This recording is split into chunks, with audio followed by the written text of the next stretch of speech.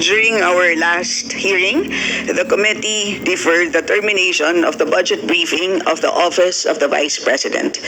This decision was not made lightly, but rather arrived at after careful reflection and deliberation. I would like to inform the body that we are in receipt of a letter dated 10 September 2024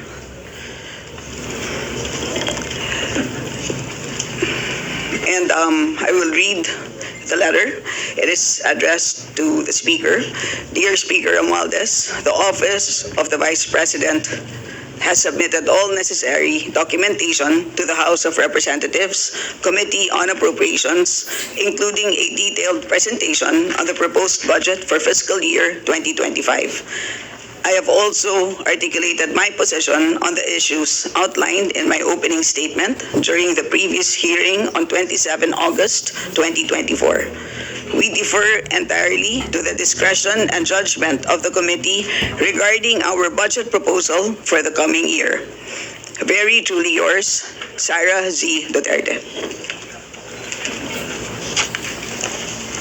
Notably, there is no categorical mention in the letter as to whether the Vice President intends to attend the hearing or not, and so we extended courtesy to her office by waiting for 1 hour. Just to confirm, COMSEC, no one from the Office of the Vice President attended. Yes, Madam Chair, that's true. Okay. So, Point of inquiry, Madam Chair.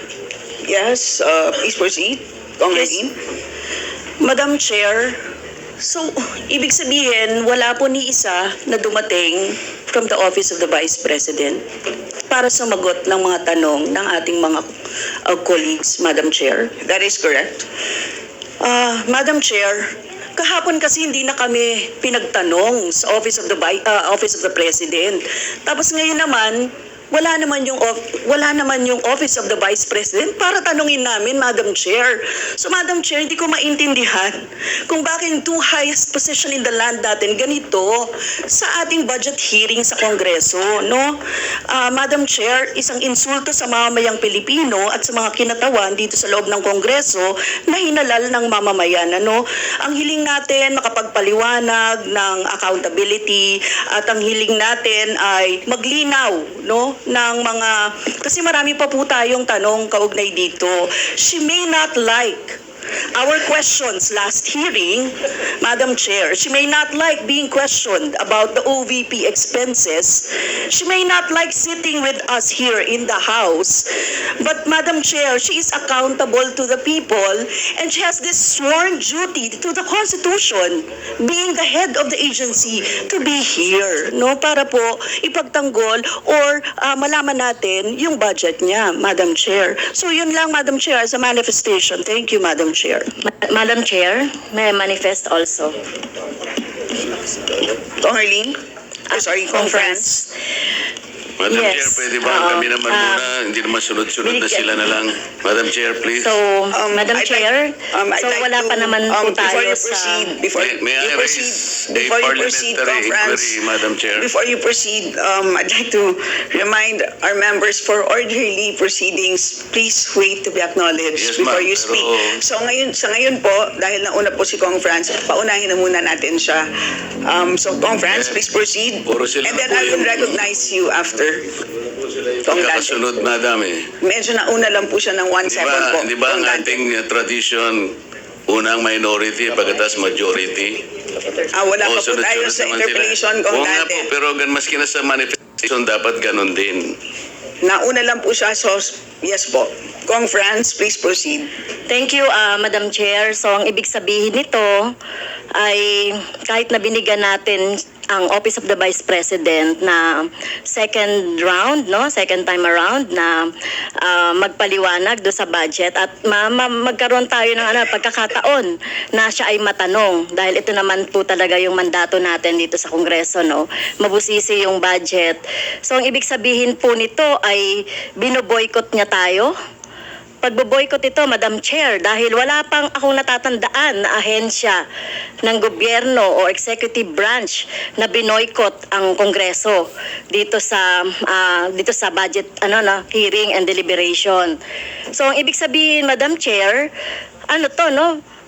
betrayal of her oath of office.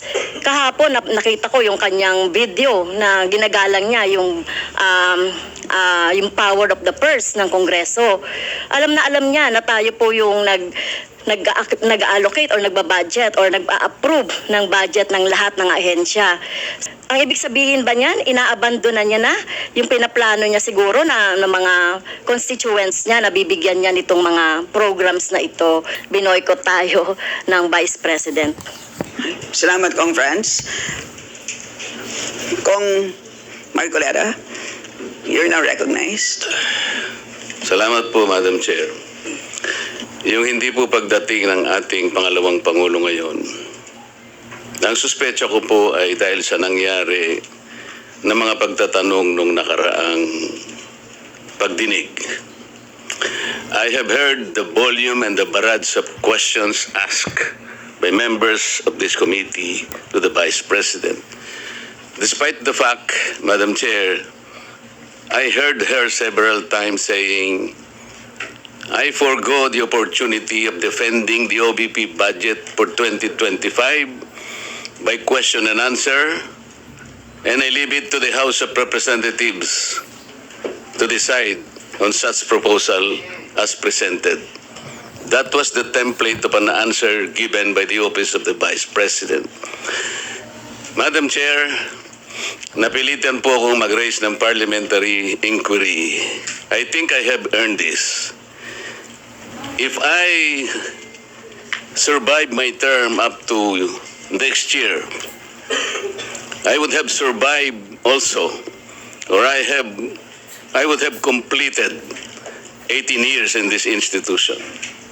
And in this length of time, I have observed a tradition. The tradition is the two highest positions of government, namely the Office of the Vice President and the Office of the President, are not traditionally subjected to questions. I have observed this for so long a time. May I refresh the memory of the members of this committee, Madam Chair. In 2022,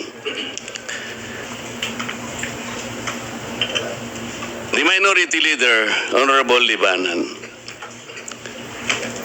citing courtesy to the Office of the Vice President, took only about 13 minutes to move for determination of the budget of the Vice President. And after that, the Majority Leader seconded the motion. That was 2022, Madam Chair.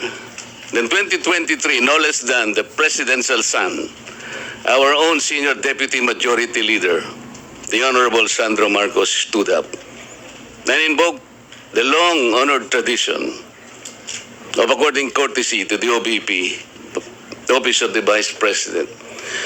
And in the same manner, he moved for determination of the Office of the Budget, the consideration of the budget of the Office of the President, Vice President. I also recall, Madam Chair, that it was terminated.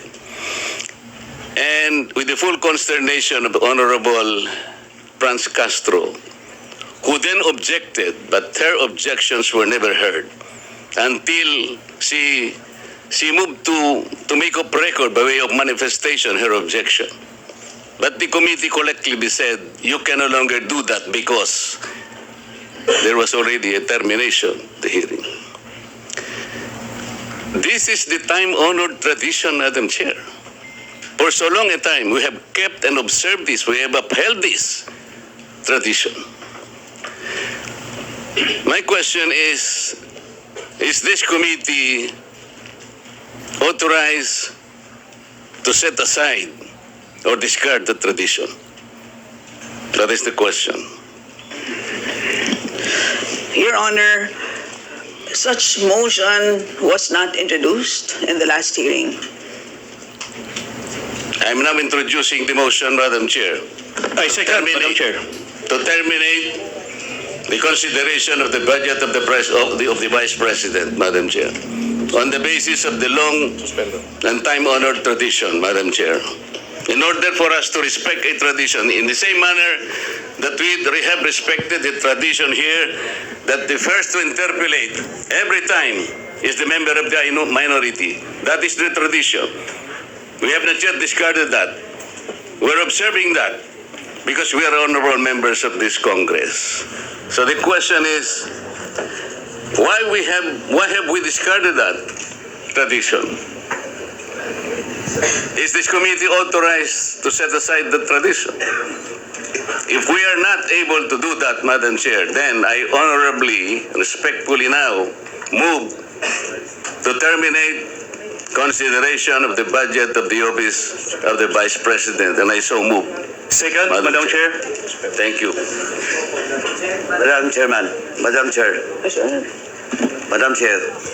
Madam Chair, it was Move and seconded. Session suspended. Madam Chair. Remind our members that you each have 5 minutes for your interpellation. We lament the fact that, as I understand, the committee actually extended courtesy. In the letter, it was indicated that the Vice President may or may not attend. However, it is required that a representative be here. Unfortunately, not even a representative is present here, kahit Yusek man lang, ASEC, not even a director, for us to be answer questions. As a personal courtesy to the Office of the Vice President and understanding her responses from the last hearing, this representation has opted to question mostly the budget of 2023 regarding the regular budget. But even then, unfortunately, it would seem that the OVP is not here for us to question. Point of order, Madam Chair. What is your point of order? And please explain the rule that is violated. The rule violated, Madam Chair, is our tradition. You just upheld that the tradition will be respected. And so, if questions will still be asked, then the tradition that we have kept so well, that you have said that we're not about to discard right now, will be disrespected again. I thought we understood each other. There was already a ruling. Kong Marcoleta, we had already voted earlier on that issue. That's on another tradition, matter, so Madam Chair. your point is not well taken.